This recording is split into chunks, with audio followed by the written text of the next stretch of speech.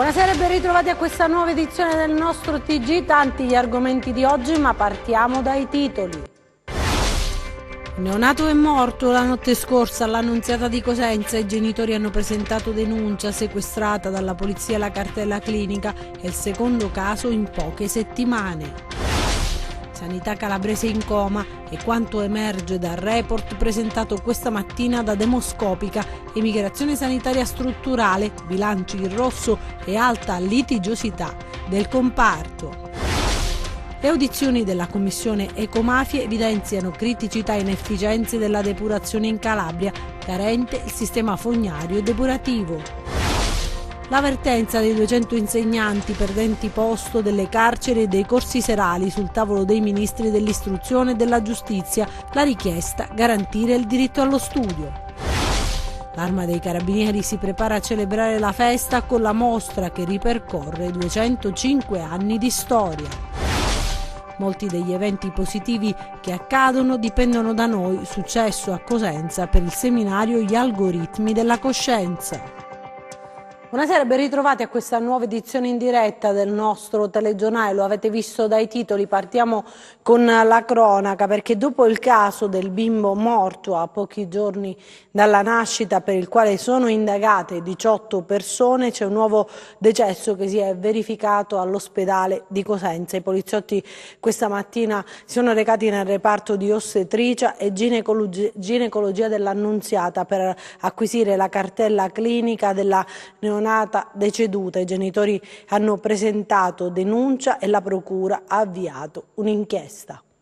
La culla vuota, il dolore che esplode nella notte all'Annunziata di Cosenza. Una neonata muore, il papà la notizia non regge, va in escandescenza. È necessario l'intervento della polizia, al quale l'uomo racconta la sua storia e denuncia, vuole sapere e chiarire le cause del decesso. Secondo una prima ricostruzione la piccola sarebbe nata con un parto cesareo dopo che i medici avevano tentato un parto naturale. Sarebbero sopraggiunte delle sofferenze, la piccola che finisce in terapia intensiva. Il suo è stato un affacciarsi di poche ore alla vita. Stamattina gli agenti della questura di Cosenza hanno sequestrato la cartella clinica. È il secondo caso in pochi giorni nelle scorse settimane a morire in circostanze anche queste che l'inchiesta aperta dalla Procura della Repubblica della città dei Bruzzi chiarirà. È stato un maschietto, era nato il 22 maggio, morto dopo 5 giorni. Sono stati i genitori a rivolgersi alle forze dell'ordine, 18 i sanitari iscritti nel registro degli indagati come atto dovuto.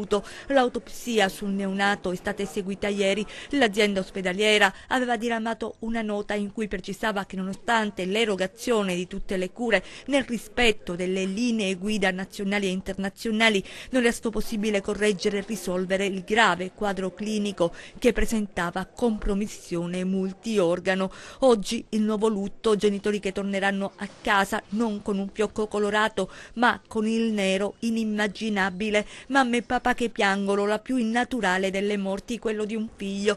Spetterà agli investigatori fare luce su quanto accaduto. 2 casi delicatissimi che hanno scosso non solo i diretti interessati ma l'intero territorio. E c'è una nota proprio dei genitori della bimba: voglio giustizia perché non è ammissibile che una bimba muoia così, soprattutto voglio sapere la verità, voglio capire davvero cosa è successo. Ho chiesto ripetutamente di avere il cesareo, li ho implorati perché avevo intuito che non stava andando bene, invece non lo hanno fatto. Queste è il grido di dolore, sono le parole della mamma Serena, la 29enne che la notte scorsa ha perso la figlia in seguito a complicazioni al parto avvenuto appunto domenica sera. La piccola è nata viva ed è stata trasportata immediatamente nel reparto di terapia intensiva dell'ospedale di Cosenza e poi è avvenuto il decesso. Quello che so, ha detto ancora Serena, e che ripetevano solo c'è il liquido verde. L'hanno appoggiata a me per qualche minuto e poi l'hanno portata in reparto. Poi un lungo racconto di quelle ore drammatica. Ancora per la sanità, una sanità calabrese che è in coma. Questo è quanto emerge dal report presentato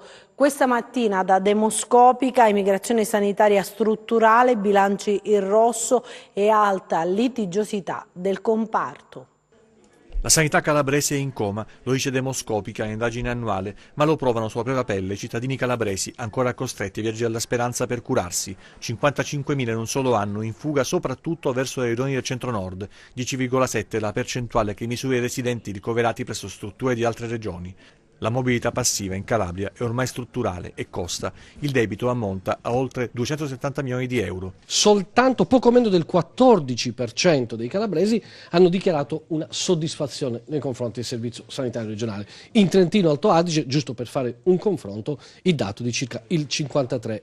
Insomma, una serie di indicatori che collocano la Calabria tra le regioni più malate d'Italia, se posso permettermi, una situazione disastrosa. Se ci fosse una quarta area, noi abbiamo parlato di aree sane, aree influenzate e aree malate, se ci fosse una quarta area, l'area delle regioni in coma, la Calabria si troverebbe da sola in quell'area. Al contrario, la mobilità attiva è una prerogativa delle regioni del centro-nord. La sanità del sud, salvo qualche eccezione, non è attrattiva. Per quanto riguarda la mobilità attiva, purtroppo c'è l'altra faccia della medaglia.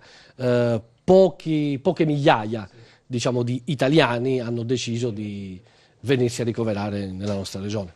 L'altro dato che pesa come un macigno sui conti calabresi è l'eccessiva litigiosità. Le spese legali per litide contenziose da sentenze sfavorevoli sostenute dal comparto sanitario ammontano a quasi 20 milioni di euro. Un dato importante, 10 euro pro capite a cittadino, che confrontato con i 0,80 centesimi di un cittadino lombardo, ve la dice lunga, considerando che la Lombardia fa 5 volte in più la nostra popolazione residente. E poi c'è il disagio economico che si somma alle difficoltà del comparto. 120.000 famiglie calabresi faticano ad affrontare le spese sanitarie. Parliamo adesso delle audizioni della Commissione Ecomafie che evidenziano le criticità e le inefficienze della depurazione in Calabria, carente anche il sistema fognario e depurativo. Con l'arrivo della nuova stagione balneare si ripresentano come sempre i soliti problemi, quelli legati soprattutto alla cattiva depurazione. Il risultato, come al solito, il mare in diversi punti non è proprio cristallino. I resoconti delle audizioni della Commissione Ecomafie tenute lo scorso 9 aprile nella Prefettura di Reggio Calabria evidenziano le gravi carenze del settore, criticità segnalate da chi quotidianamente opera sul campo per verificare eventuali illeciti, come magistrati, forze dell'ordine. Un quadro assai preoccupante emerge dall'elenco dei problemi evidenziati dal direttore delle Capitanerie durante l'audizione davanti alla bicamerale d'inchiesta sulle attività illecite connesse al ciclo dei rifiuti, problemi relativi alla cattiva gestione dei reflui fognari e industriali, irregolare smaltimento dei rifiuti, costruzioni abusive sul demanio marittimo. Per quanto riguarda in particolare la depurazione, la situazione non è affatto rosea. Nel 2018 23 i depuratori sequestrati a Reggio Calabria, 2 nel compartimento di Gioia Tauro, 2 in quello di Vibo Valencia, 26 depuratori nel compartimento di Corigliano Rossano e 1 a Crotone. Ancora oggi, così come è stato evidenziato durante le audizioni, le maggiori criticità sono dovute alla inadeguatezza strutturale di molti impianti, smaltimento illecito dei fanghi di depurazione, carenza di personale negli impianti, rottura o intasamento delle condotte che sono la causa di scariche in mare. Le reti fognarie, rileva poi il direttore marittimo delle Capitanerie di Porto, nella quasi totalità dei casi accertati non presentano idonea separazione tra le acque bianche e quelle nere. Insomma, una serie di criticità sulle quali la Commissione parlamentare d'inchiesta sulle ecomafie ha acceso i riflettori.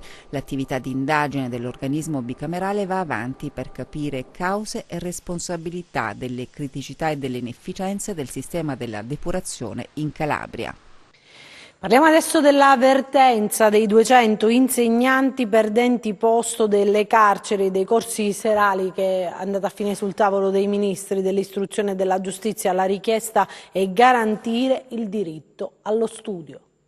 L'avvertenza degli insegnanti che si sono ritrovati d'un tratto senza cattedra nelle carceri e nei corsi serali in provincia di Cosenza finisce sul tavolo dei ministri dell'istruzione Marco Bussetti e della giustizia Alfonso Bonafede. L'interrogazione parlamentare a firma di Alessandro Fusacchia, oggi iscritto al gruppo misto di estrazione radicale, il quale chiede di correggere l'errore che ha costretto circa 200 insegnanti della città dei Bruzzi a chiedere il trasferimento perché dichiarati perdenti posto posto, nonostante i corsi invece ci siano. Una vicenda che sostanzialmente, come più volte affermato proprio dai docenti in lotta, lede due diritti: lavoro e diritto allo studio, con la cancellazione dei corsi, peraltro classi già avviate sia negli istituti penitenziari che nei corsi serali. Ad essere penalizzati dunque saranno i più deboli. La reclusione, si sottolinea nel documento, priva il detenuto della propria libertà, non dei diritti fondamentali che sono previsti e garantiti sia dall'ordinamento penitenziario che dalla Costituzione della Repubblica Italiana. L'istruzione, si ricorda inoltre, rappresenta uno dei percorsi rieducativi. Ad essere maggiormente penalizzati le carceri di Cosenza e Paola. I sindacati, che nei giorni scorsi hanno avuto un incontro con il funzionario dell'ufficio scolastico provinciale, hanno solo trovato conferma alla comunicazione ricevuta. Nell'interrogazione si avanza l'ipotesi di un intervento congiunto dei ministeri al fine di trovare una soluzione che garantisca a studenti e docenti il regolare proseguo delle lezioni. Sarebbe fortemente ingiusto in un paese civile negare la possibilità che è in difficoltà di studiare e raggiungere la meta di un titolo di studio che potrebbe essere il viatico dell'ingresso nel mondo del lavoro. Torniamo alla cronaca con altre storie e altre notizie nei nostri 100 secondi di cronaca.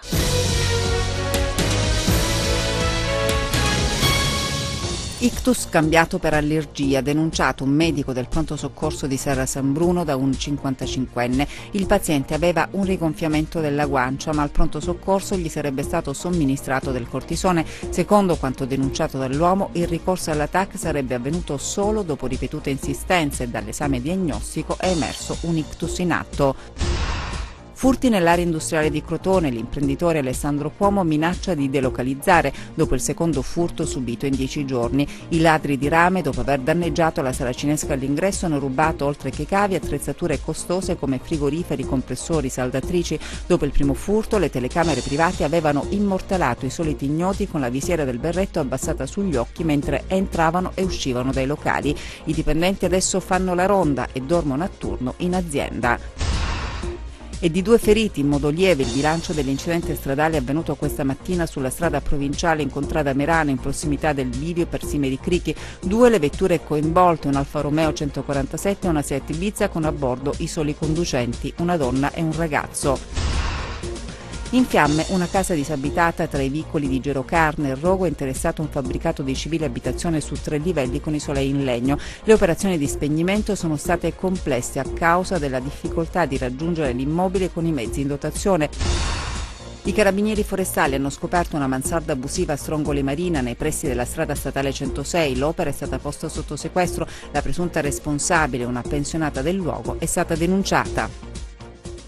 E a proposito di cronaca, in merito all'inchiesta penale che vede coinvolti 2 sacerdoti, la diocesi di Mileto Nicotera Tropea al suo vescovo, nel rinnovare tutta la stima nella Procura della Repubblica e nella Direzione Distrettuale Antimafia di Catanzaro, dichiarano di aver sempre nutrito e di continuare a nutrire la piena fiducia nell'operato della magistratura con cui intendono collaborare, confidando serenamente nell'accertamento della verità dei fatti e di eventuali responsabilità personali nelle sedi a ciò deputate. Quanto afferma appunto in una nota la diocesi, l'ufficio stampa in replica, a quanto sostenuto in una dichiarazione del procuratore della Repubblica di Catanzaro Nicola Gratteri, che aveva sottolineato la correttezza dell'attività giudiziaria e investigativa nell'inchiesta in cui appunto sono indagati i 2 sacerdoti. Adesso l'Arma dei Carabinieri che si prepara a celebrare la festa con la mostra che ripercorre 205 anni di storia.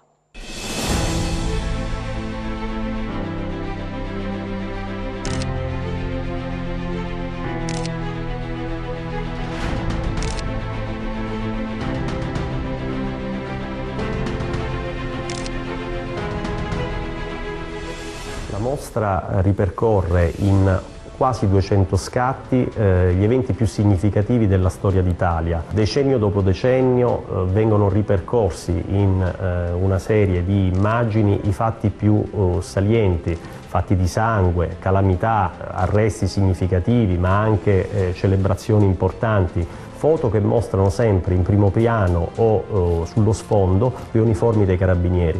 Per cui si potrebbe dire che il legame che corre lungo tutte queste fotografie è il filo rosso, o meglio la banda rossa che è propria dell'uniforme dei carabinieri, a significare il legame forte che esiste tra l'Italia, gli italiani e l'Arma dei Carabinieri.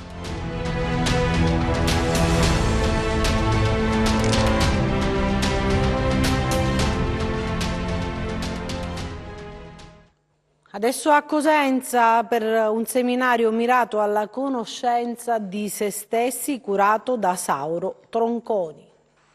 A Cosenza, la dimora storica di Villa Rendano ha ospitato un particolarissimo seminario di 2 giorni dal tema Gli algoritmi della coscienza. Sauro Tronconi, scrittore di grande carisma, partendo da una semplice domanda «Conosci te stesso e le tue potenzialità?», ha cercato di dimostrare che molti degli eventi positivi che accadono dipendono da noi stessi. Ciascuno dei partecipanti al seminario nelle 2 giornate ha sperimentato un proprio metodo per stare bene e generare conseguenze positive nella vita quotidiana, il metodo SELF, appunto, ideato da Sauro Tronconi. Un algoritmo è un procedimento che dà un risultato facendo i passi giusti, dà sempre quel risultato. Per quanto riguarda un essere umano sembra una roba un po' rigida, no? Ma in realtà la nostra mente, la nostra coscienza ha anche bisogno di punti fermi, di scalini per arrivare a vedere delle cose, perché altrimenti c'è una grande dispersione. La nostra è una società che non c'è mai stata, quello che sta accadendo oggi non è mai accaduto, siamo sotto una spinta potente di informazioni, di comunicazione, molte persone fanno fatica a reggere questo impatto, però dobbiamo reggerlo perché indietro non si torna. A Vibo adesso, dove il presidente della provincia ha preso degli impegni precisi, il palazzetto dello sport sarà adeguato e permetterà alla Tonno Callipo di Vibo di giocare in casa. È scattato l'allarme rosso in casa della Tonno Callipo. Il Pala Valencia è troppo piccolo per la Lega Volley e il nuovo regolamento non ammette deroghe o eccezioni. Il rischio di un trasloco in un'altra città è concreto e la squadra giallorossa potrebbe giocare le partite casalinghe della prossima Superlega di pallavolo altrove, per via di un regolamento approvato qualche anno fa, secondo il quale a partire dalla stagione 2019-2020 le partite del massimo campionato nazionale di volley dovranno essere giocate in palasport con una capienza minima di 3.000 spettatori, mentre il Pala Valencia si ferma a 2.400 posti a sedere. L'iscrizione al campionato non è a rischio e il presidente Pippo Callipo sta anche allestendo una squadra competitiva. Il problema è che squadre e tifosi rischiano di dover sobbarcarsi una stagione di trasferte. L'alternativa è l'impianto sportivo provinciale di località Maiata, una struttura quasi abbandonata a se stessa che al momento appare pressoché impraticabile. Come capienza non ci sarebbero problemi, si arriva a 3.500 posti. Il punto è la messa in sicurezza. La disponibilità della Tonno Callipo c'è, così come l'impegno della provincia, con il presidente Solano che dichiara il suo personale impegno per evitare di fare migrare la formazione vibonese. Entro il 3 luglio la Tonno Callipo deve iscriversi al campionato, quindi deve avere la disponibilità della struttura. Noi stiamo lavorando con gli uffici per trovare la soluzione. Ho parlato anche con i vigili del fuoco perché abbiamo fatto un sopralluogo che ci fa capire quella che è la situazione attuale della struttura, ma stiamo lavorando per risolvere il problema. Mi auguro che sia le somme disponibili e sia la tempistica ci consente di poter fare questo tipo di intervento. La provincia è in costante contatto con la società in modo da risolvere ogni problematica. Sì, abbiamo fatto anche un sopralluogo con il presidente Callipo, con i tecnici e quotidianamente ci sentiamo e la prossima settimana avremo un incontro che credo che sia anche definitivo per trovare la soluzione più opportuna. Questa è una situazione complicata, nel senso che è una struttura abbandonata e questo sinceramente non è tollerabile, che è una struttura tra le 3 strutture più importanti della Calabria, è stata realizzata per 4 milioni di euro e non ha mai avuto l'agibilità. A proposito di sport, parliamo di calcio di Serie C, perché c'è la riconferma di Auteri sulla panchina del Catanzaro, il progetto messo in campo la scorsa estate con mister Gaetano Autieri, che resta sulla panchina del Catanzaro così come previsto dall'accordo contrattuale, mai messo in discussione dalla società e dal direttore sportivo. Da una nota proprio la società del Catanzaro 1929, dopo qualche giorno di ferie il tecnico è rientrato in città, dove ha incontrato il presidente e il direttore sportivo Lo Giudice. In un clima di assoluta serenità le parti hanno discusso di come affrontare la prossima stagione, pronti a ripartire con entusiasmo rinnovato dopo la delusione dei play-off. Lasciamo lo sport, dalla scuola al cinema, dall'aula al set. 5 scuole cosentine hanno partecipato al progetto denominato A3 Cinema Scuola Lab. Gli studenti hanno visionato 5 film classici per poi discuterne, prendere spunto per la realizzazione di alcuni corti. Oggi al Cinema Modernissimo la giornata conclusiva del progetto con la proiezione e le premiazioni. Dal cinema a dentro il cinema, gli studenti di 5 scuole della provincia di Cosenza studiano e vivono l'arte cinematografica partendo dalla visione di 5 capolavori del Novecento e cimentandosi poi nella realizzazione di un corto da proiettare nella giornata conclusiva. Un progetto guidato dall'Istituto Leonardo da Vinci di San Giovanni in Fiore, che ha appassionato i ragazzi protagonisti delle produzioni insieme ai docenti. Abbiamo diviso questo progetto in 3 fasi. La prima era la visione dei film, dei classici del cinema, film bellissimi, forse mai visti al cinema. Poi la seconda fase è stata teorica di storia del cinema e la terza, la più divertente probabilmente per i ragazzi, perché hanno realizzato un cortometraggio, quindi sono state parte principale di questo progetto. Una cosa diversa dal solito, che li ha resi tutti quanti protagonisti. Sullo schermo le storie raccontate dagli studenti, l'amicizia, l'amore, il razzismo, il bullismo, tutto ciò che fa parte del mondo dei giovani è stato mostrato di fronte alla macchina da presa, un modo per conoscere, imparare ed esprimere se stessi, che ha riscontrato in ogni fase il gradimento degli alunni. È stato un progetto che ha entusiasmato i ragazzi e li ha coinvolti in prima persona, però devo anche dire che delle 3 fasi del progetto anche la visione è stata molto gradita. I ragazzi hanno gradito effettivamente anche la visione di questi film classici. Le tematiche in ogni caso si ripropongono anche nel nostro tempo, quindi la complessità della società comunque rimane fondamentale per la comprensione poi di queste situazioni che nei film abbiamo la possibilità di poter, come dire, focalizzare. Con il Piano Nazionale Cinema per la Scuola, il linguaggio cinematografico, la storia e l'estetica del cinema, la produzione di documentari, cortometraggi o mediometraggi entrano a pieno titolo nel piano dell'offerta formativa delle scuole di ogni ordine e grado.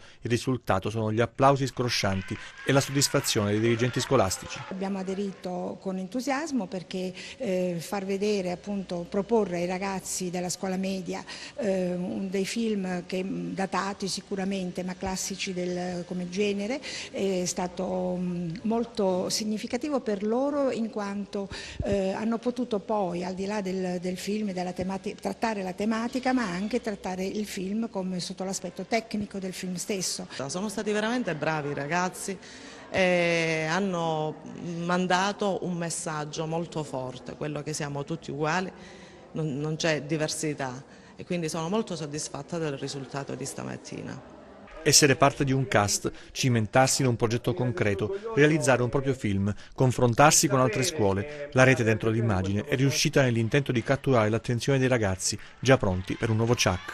Abbiamo avuto modo di scoprire il mondo del cinema e speriamo questa opportunità di ripeterla altre volte, perché è stato molto bello.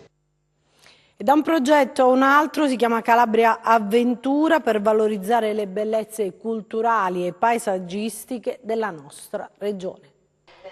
Preso ufficialmente il via il progetto Calabria Avventura, il primo tourist docu-reality del sud Italia. La presentazione dell'evento nella cornice del chiostro di San Domenico a Cosenza ha visto la partecipazione di istituzioni politiche del territorio. Un progetto in rosa fortemente voluto per valorizzare e promuovere il nostro territorio attraverso le risorse culturali e i luoghi visitati dalla spedizione. Un viaggio itinerante nei posti più belli e suggestivi della Regione del Sole per farla conoscere ai calabresi e al resto del mondo attraverso gli occhi delle donne che collaborano attivamente davanti e dietro le telecamere, macchine fotografiche e notebook, e che si concretizzerà in un programma televisivo, in una serie di reportage fotografici e servizi giornalistici destinati a essere veicolati tramite i principali social networks, canali YouTube, in emittenti televisive, radiofoniche regionali e nazionali. E adesso vediamo le previsioni del tempo.